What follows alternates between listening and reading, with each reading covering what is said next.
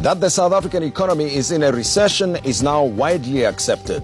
President Cyril Ramaphosa had to come up with an emergency response of a stimulus package that includes relaxation of visa requirements. The Minister of Home Affairs, Malusi Gigaba, has announced a special dispensation for visitors from especially Brazil and China, India to support tourism. President Ramaphosa has been on a drive to attract $100 billion of foreign direct investment over the next 5 years. He's faced with state-owned entities that have run huge debts and the public sector that is bloated and in some instances underperforming. The president admitted in the United States earlier this week that the economy is concentrated in a few hands and that few sectors dominate the economy. South Africa has one of the highest unemployment rates in the world, with those between 15 and 35 making more than half of the 30% or so unemployed. There is corruption in the system that has bled the public finances of more than 100 billion rands. The private sector has been uncompetitive. The culture of entrepreneurship in South Africa is low. The majority black population is still on the margins, and the general population is restless. As part of our Emerging Countries series, we ask this question: South Africa, what is to be done? My panelists are Bernstein, Director at the Center of Development and Enterprise to my left, and next to Anne is Zwelinzima Vavi, the General Secretary of SAFTU, the Labour Federation, and welcome. Leon Lowe to my right, he's Director of Free Market Foundation, and Political Economist Professor Patrick Bond next to Leon Lowe. And a pleasure to have you here with us, and of course our guests who do have their contributions to make and questions to ask. Thank you very much everybody for attending this recording session of a very, very important discussion. Now, the president came up with a stimulus package, obviously responding to the negative news about the economy being in recession. And he came up with several measures there. Everyone has got their key point, their key issue out of that they feel strongly about, in support of or against or opposed to. Zwelinzima Vavi, let me start with you. Well, as soon as the president said everything that he's going to be doing will be done within the existing fiscal and, I guess, monetary and economic policies, then I closed my ears. You did? I said, nothing is coming, yeah? We're going to be doing exactly the same thing that have happened since 1994, that have dismally failed the unemployed, the youth, the economy as a whole, that have led us to be the most unequal society in the world, that has an economy that is now ranked number 6 in the whole world in terms of unemployment rate, and an economy in deep, deep crisis. And then he mentioned 50 billion that will be reprioritized. And I said, but the existing economic framework is the austerity program that has been underway in response to the world economic crisis of 2008 and 2009. The austerity program have led to deep cuts in all social expenditure items. So I said, what is he going to reprioritize in that context? And therefore, my conclusion was that this whole press conference and hullabaloo around it is about somebody who's facing a house burning, with people literally in the streets in Kimberley, in Cape Town, daily, with 13,000, 14,000 service delivery protests happening in this country every day. Then we have the captain playing in the periphery, guaranteeing everybody that everything will be done with. I want to pick up some of the points you've raised, because, you know, it's got to do with the room within which he could maneuver, and he might argue and say, that is the best I could come up with given the current conditions. We'll pick up the conversation in a moment. But Anne, what was your take when you had the president present the stimulus package? Well, I think it's not bold enough. South Africa is in desperate trouble, and we need a bold reform agenda. I think there were signals of moving in what I would argue is a better direction, some own goals that needed correction, but we know far too little. In the course of a few months, this will happen. In the course of another few months, something else will happen. So I think there's a lot that's unknown at the moment. I'm worried that it's not nearly bold enough, and policy change is cheap. Doesn't cost us money. but it could have enormous implications. When you sit with the crises of unemployment, of South Africa is spending far more than we earn. We're in desperate trouble. Our SOEs add to that debt all the time. We're paying money in debt, sort of recovery costs, which we could be spending much more productively. And I think that we needed a much bolder package. One thing I do support is the expansion of the employment tax incentive for young workers from 5 to 10 years now. That's a good thing. It's the only incentive for employment that we have. But in terms of really turning the corner to lift South Africa to a higher growth rate and a much more labour-intensive economy, I think too little. Leon Low? Yes, these things are never binary. It's not simply all good or all bad. Most of it is good, but it's very little, as Anne says. Just to give you some simple numbers, I don't want to make them complicated, but if the reprioritizing improves the quality of 50 billion rand so-called stimulus from, let's say, being -5 in efficiency to +5 in efficiency, that's a turnaround of 50 billion by 10%. Just to give you where that fits into the economy, that's 1% of the GDP. Now, if that 10% improves by that 1% improves by 10%, it's 0.01%. So when Anne says it's too little, it's seriously too little. It's not going to make any significant stimulus, but what little there is positive. I think everyone will agree. We won't agree on what ought to be done, but we probably will all agree on this panel that a lot ought to be done. I would say it's very simple, Tim.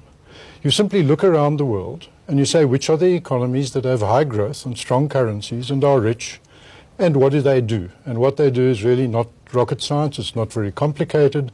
They liberalize and privatize. They run market economies. Every market economy is spectacularly prosperous, and every non-market economy is a disaster, as we have refused to become a simple, straightforward market economy. Well, I suppose, Leon Low, gentleman sitting next to you, Professor Bond, they will disagree completely and say, you know, the fundamental problem of South Africa's economy is exactly that it's lost direction. What we should be, we should be establishing in South Africa is a socialist-leaning type economy, and maybe some of the problems that we talk about would be sorted out. Is that your view, Patrick? You said it better than I could, but Leon, your theory would work if we had a normal capitalist economy. This is the most corrupt corporate elite in the world, according to the biannual PricewaterhouseCoopers surveys of economic crimes. You can check that on their website if you don't believe me. We should be talking about that a lot more, because your people have been benefiting from the liberalization and the privatization and not plowing back. They've got over $1 trillion and probably $1.4 trillion in loose money they're not reinvesting. So if, especially a public enterprise minister, Pravin Gordhan, wants to draw private funds into infrastructure, that would be, and you'd probably agree, 400 billion for infrastructure, that would be more substantive. Then our job is to ask, so who wins and who loses? Because, you know, in February at the budget, they made about 40 billion in cuts to basic needs infrastructure. And what we're looking at for the infrastructure priorities, the ones that Ramaphosa was getting from China, are mega power plants that are quite corrupt, or the big train line, which had those locomotives that the Chinese lent for $5 billion with South China Rail corrupting Transnet with the Guptas.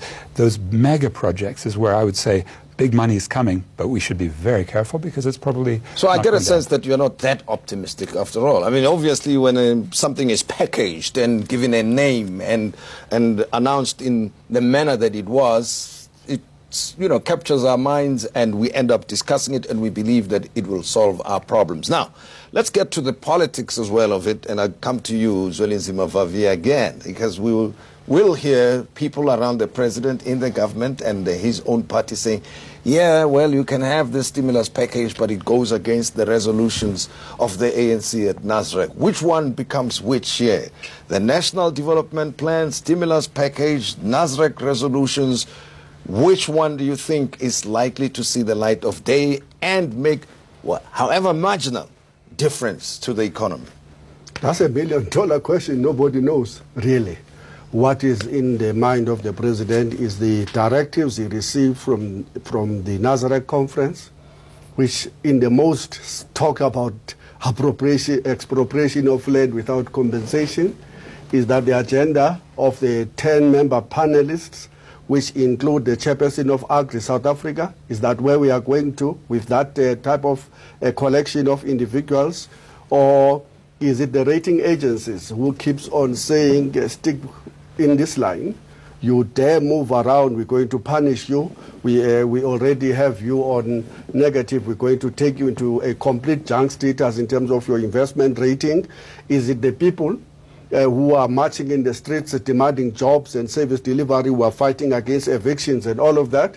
Which one is in the priority of the president's mind? You know, yeah. My conclusion, and this is no statement against the president, but it's a statement against the ANC, is that unfortunately the ANC has sought to prioritize the bosses in Washington, in the IMF, and with their police person or their enforcers, the rating agency, being the most visible enforcers of the current neoliberal paradigm that have plunged South Africa into the crisis we are talking about. And we're going to pick up on parts of what you're saying, but we talk about what the president said at the top, the 50 billion rands. But South Africa is a three-tier system, right?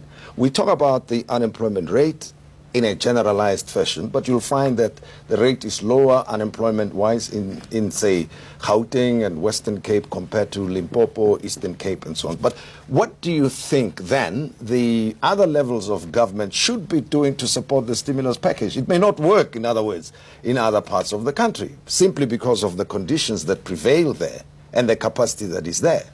Look, Tim, I can't really answer that because we don't know enough about the stimulus package. In many respects, metro governments, city governments, provincial governments, they're policy takers. They are influenced by national policy. So let me give you one example. The president said we're going to deal with visas for highly skilled people. Did he mean just visas for the people that big business wants? Or did he mean we're going to open this economy to skilled immigrants? I'm in favor of opening this economy to skilled immigrants. This would help South Africa grow our economy. The evidence is overwhelming all over the world. Another government has funded the training of somebody and we get that for free. But I don't know what he meant. It's not clear. Is this just a deal to suit the big companies that have been shouting, and they do need this issue dealt with? But I'm interested in the whole economy. I'm interested in how we get much higher growth, many more small firms, and much more employment and training. Sure. And we need more skilled people. So you can't actually say, I think we've got to be very careful in terms of how little we know about the stimulus package. He talks of 26 sort of zones in townships and rural areas that are defunct in the article today, that they're going to somehow magic will appear, and these places will we need magic. We do need magic at this time. But you need to think hard about what does this mean. We don't know where the 26 places are. I don't know exactly what is being promised here. Okay. We'll continue the conversation in a moment, and thanks very much for that. And Leon Lowe, Patrick Bond, you also want to respond to what we've just heard. I've got a few more questions to go, and I will be taking some of the questions from our guests who are with us here. Stay with us as we continue to take a look at the state of the South African